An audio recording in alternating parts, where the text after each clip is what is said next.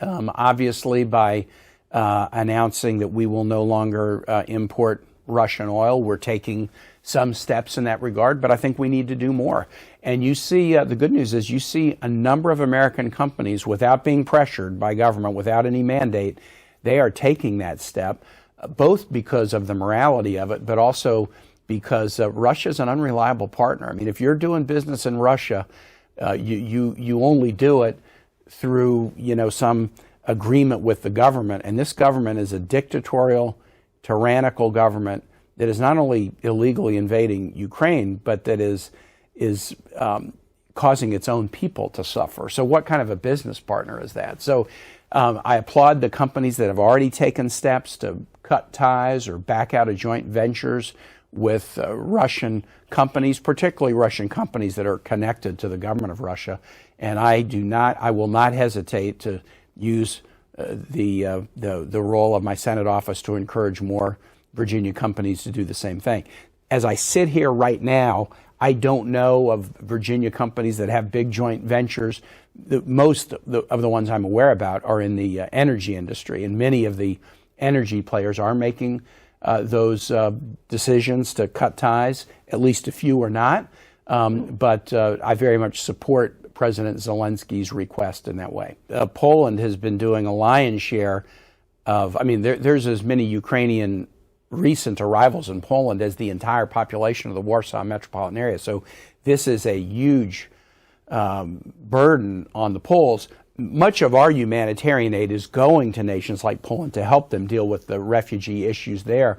But President Biden, within the last 10 days, did grant a TPS designation so that Ukrainians could come to the United States under the same TPS program that he just announced today for Afghans. And within about a day of that, I talked to a friend at a Richmond law firm that's already working on TPS applications for Ukrainians to be able to come into the Richmond metropolitan area. So here's what I know about Virginians. When folks are in trouble around the world, we're often very, very welcoming. We have a high percentage of for example, the El Salvadoran and Honduran TPS recipients that are in the country are in Virginia. We have a high percentage of folks who've come from Afghanistan.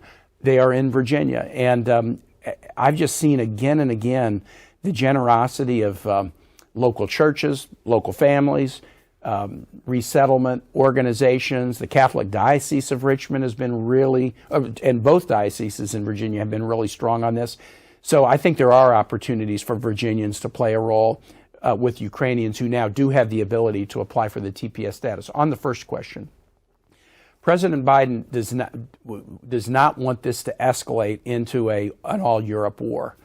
We're going to do everything we can to provide Ukraine with the resources to defend itself, but we do not want it to escalate into an all-Europe war. And we eventually want Ukraine to defeat Russia, not it becoming a world war against Russia. And I think that's a wise decision, but it can also be painful. It can also be painful. The president has determined that putting a U.S. or NATO planes into creating a no-fly zone over Ukraine would necessarily lead into air conflicts between Russia and the U.S. or Russia and NATO that could then widely escalate the war. And so as of now, the idea is to surge capacity, air defense systems and anti-tank missiles and other surge capacity into the Ukrainian Defense Force.